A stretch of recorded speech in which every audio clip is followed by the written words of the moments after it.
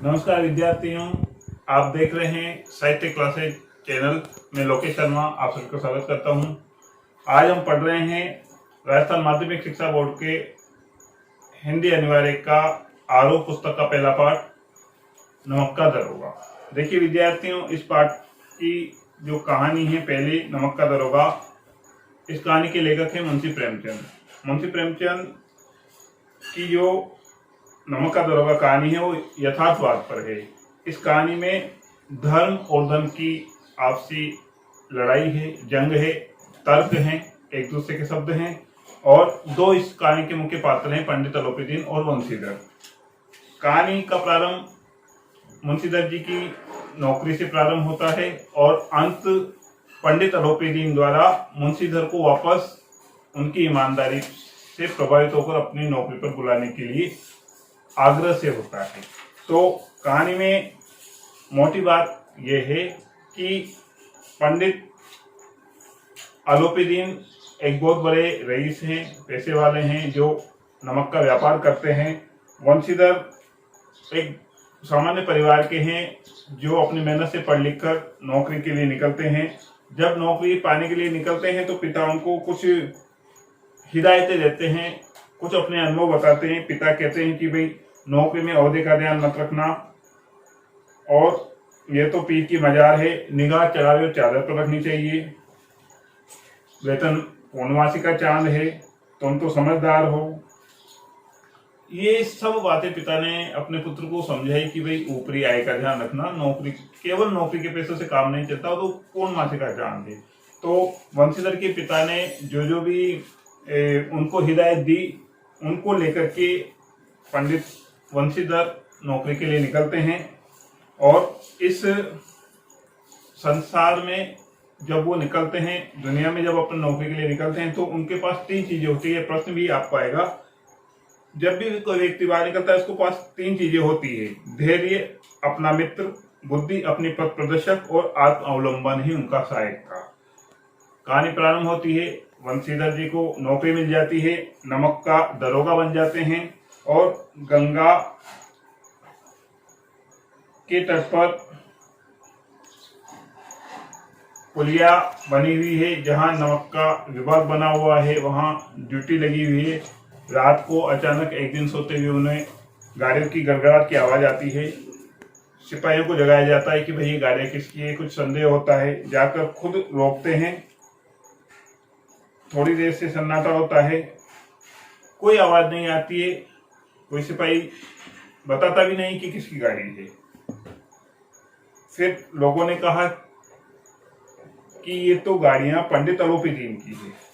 मुंशी वंशीधर चौंक जाते हैं, अरे पंडित अलोपीदीन, वो तो इस पूरे क्षेत्र के बहुत बड़े प्रतिष्ठित व्यक्ति हैं, लाखों का लेन देन करते हैं। लेकिन वंशीधर ईमानदार हैं, उन्होंने गाड़ियों को नहीं निकलने दिया। जिद की कि वंशीधर ने अलोपीदीन खुद आए। पहले तो अलोपीदीन के जो सहायक थे उन्होंने प्रयास किया कि इस मामले को सिलटा लिया जाए, लेकिन ऐसा नहीं हुआ। ईमानदार वंशीधर के आगे पंडित अलोपीदीन की एक नहीं चली। और पंडित जी भी कैसे थे, उनको लक्ष्मी पर पूरा अखंड विश्वास था।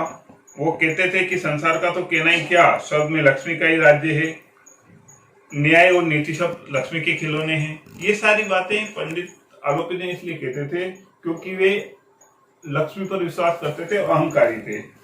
जब पंडित अलोपीदीन की गाड़ी को वंशीधर ने रोक दिया तो अलोपीदीन को बहुत बड़ा आश्चर्य हुआ। वे खुद आए और उन्होंने नाना प्रकार के प्रलोभन वंशीधर को दिए, पैसों का मोह दिया, अपना रोग का, अपनी जो प्रतिष्ठा थी उसका हवाला दिया, स्वाभिमान और ऐश्वर्य को। जब वंशीधर ने चोट पहुंचा दी पंडित अलोपीदीन की लक्ष्मी को, उनके अहंकार को, उनके पैसे को, जब वंशीधर की ईमानदारी ने चोट पहुंचा दी तो आपस में विवाद बढ़ गया। और विवाद किस भी चीज का बड़ा, ईमानदारी और धन से टकराव का। एक और वंशीधर ईमानदार व्यक्ति हैं जो अपने सिद्धांतों के वशीभूत होकर नौकरी कर रहे हैं। दूसरी ओर पंडित अलोपीदीन हैं जो चाहते हैं कि सिद्धांतों को, ईमानदारी को पैसों से खरीद लिया जाए। दोनों के बीच में एक जंग चलती है, धर्म और धन की लड़ाई होती है। 1, 5, 5 से 10, 10 से 15, 20 धर्म अलौकिक वीरता के साथ इस बहुसंख्यक सेना के सम्मुख पर्वत की भांति लड़ता रहता है और पंडित अलोपीदीन आखिर निराश हो जाते हैं कि वंशीधर की ईमानदारी को नहीं खरीदा जा सकता। वंशीधर ने अपने नियम कानून का पालन करते हुए पंडित अलोपीदीन को हिरासत में लेने का आदेश दिया। यहाँ एक बहुत बड़ी बात कही है लेखक ने, धर्म ने धन को पैरों तले कुचला, अर्थात धर्म जीता और धन हारा, ईमानदारी जीती और अहंकार या पैसा हार गया।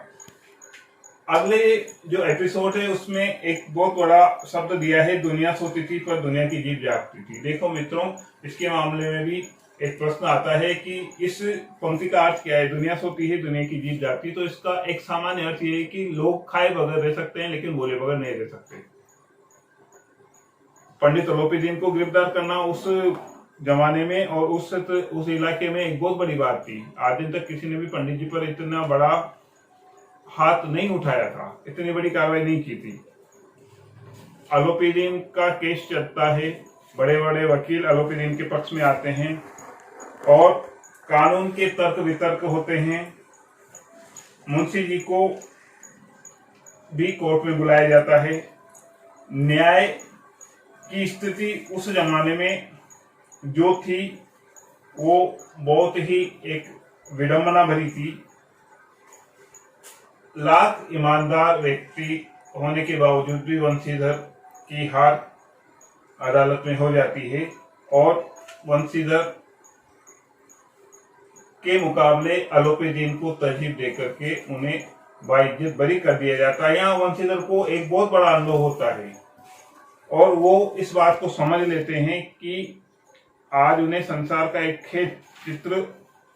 खेदजनक विचित्र अनुभव हुआ है कि न्याय और विद्वत्ता, लंबी चौड़ी उपाधियां, बड़ी बड़ी दाढ़ियां और ढीले चोंगे एक भी आदर के पात्र नहीं है। क्योंकि जहाँ ईमानदारी की उम्मीद थी, आंखों पर पट्टी बनकर जहाँ न्याय से निष्पक्ष रहने की उम्मीद थी, वहां वंशीधर को न्याय नहीं मिला। न्याय के उस मैदान में धन जीता और धर्म हारा, यही वंशीधर को बुरा लगा। वंशीधर ने धन से वो बैर मोल लिया तो उसका नतीजा क्या हुआ? थोड़े ही दिनों बाद मुत्तलबी का अर्थात नौकरी से हटाने का फरमान आ गया। पंडित अलोपीदीन के प्रभाव के चलते ईमानदार वंशीधर को अपनी नौकरी खोनी पड़ी और जब ये खबर घर पर पहुंची तो वहां भी कलह मच गया। पिता ने कहा कि भाई मैंने तेरे को जो इतनी शिक्षाएं दी थी, इतना ज्ञान दिया था धर्म और धन के बारे में, वेतन तो पूर्णमासी का चांद है, तो पीर की मजार है, तमाम बातें जो वंशीधर के पिता ने कही थी उन पर तेने किसी पर भी अमल नहीं किया और उसका नतीजा ये हुआ कि आज हम परेशान हो गए। अब यहाँ से कहानी एक बार फिर नया मोड़ लेती है। कहानी के मोड़ में क्या होता है? वंशीधर के पिता मुंशी जी घर पर बैठे हैं, अचानक पंडित अलोपीदीन आते हैं, गाड़ियां आती है, उनके साथ बहुत सारे लोग आते हैं। पंडित अलोपीदीन को घर पर आकर देखकर मुंशी जी चकित हो जाते हैं कि मेरे बेटे ने इतना बड़ा गुनाह किया। हो सकता है पंडित अलोपीदीन कोई और ज्यादा सजा देने या किसी प्रकार की अप्रिय बात कहने आए हों। तो मुंशी जी पहले ही उनका लल्लो चप्पो करने लग जाते हैं, उनका आदर सत्कार करने लग जाते हैं। लेकिन जब पंडित अलोपीदीन कहते हैं कि देखिए वंशीधर के पिताजी, मैं यहाँ इसलिए नहीं आया हूँ, वहाँ वो वंशीधर को बुलाते हैं और उनसे कहते हैं कि मुझे आपकी एक सेवा लेनी है। तो वंशीधर ने कहा कि मैं किस योग्य हूँ, किंतु जो कुछ मुझसे सेवा हो सकती है उसमें मैं आपकी सेवा करूँगा। अलोपीदीन ने एक लिफाफा उनको दिया और कहा कि इसको स्वीकार कर लीजिए। मुंशीधर ने उस कागज को पढ़ा और आंखों में आंसू आ गए। पंडित अलोपीदीन ने उनको अपनी सारी जायदाद का स्थायी मैनेजर नियुक्त किया। 6000 वार्षिक वेतन के अतिरिक्त रोजाना का खर्च और सवारी के लिए घोड़े बंगले आदि सब। पंडित अलोपीदीन ने आखिर लौटकर आकर पंडित आलोपी दीन ने आखिर लौटकर आकर वंशीधर की ईमानदारी की जीत को स्वीकार किया। इस कहानी में नमक का दरोगा कहानी का मुख्य उद्देश्य यही था कि देर सवेर कुछ भी हो, जीत धर्म की, ईमानदारी की और न्याय की ही होती है। पंडित आलोपी दीन ने कहा कि मुझे आपकी आवश्यकता है, तो वंशीधर ने कहा कि मैं तो अयोग्य व्यक्ति हूं। तो आलोपी दीन ने हंसकर कहा, मुझे इस समय एक अयोग्य मनुष्य की जरूरत है। पंडित आलोपी दीन ने कलमदान से कलम निकाली और वंशीधर के हाथ देकर बोले, न मुझे विद्वत्ता की चाह है, न अनुभव की, न मर्मज्ञता की, न कार्य कुशलता की। मैंने आपके सारे गुण देखे हैं और मैं आपको चाहता हूं कि मैं ईश्वर से प्रार्थना करता हूं कि आप उसी प्रकार नदी के किनारे वाले बेमुरवत, उद्दंड, कठोर किंतु धर्मनिष्ठ दरोगा बने रहें। तो बच्चों, इस कहानी में अंत में सार यही है कि धर्म की जीत हो जाती है और धन हार जाता है। लक्ष्मी और न्याय के बीच, लक्ष्मी और ईमानदारी के बीच जो आलोपी दीन और वंशीधर के माध्यम से जो युद्ध बताया गया है, जो तर्क बताए गए हैं, जो वाद विवाद बताया गया है, उसका समापन ईमानदारी के साथ ही होता है।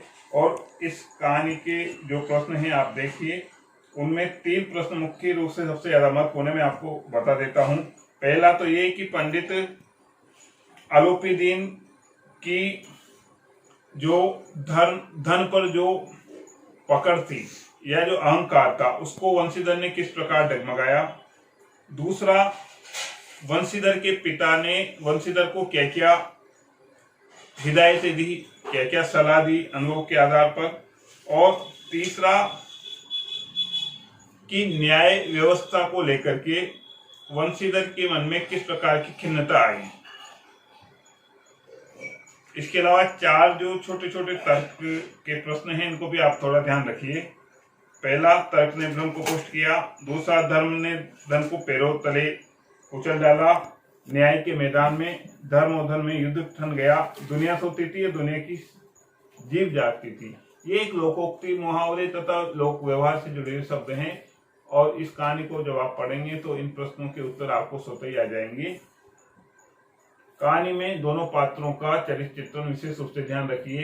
पंडित आलोपी दीन को धन पर विश्वास है, घमंड है, लक्ष्मी का पूरा।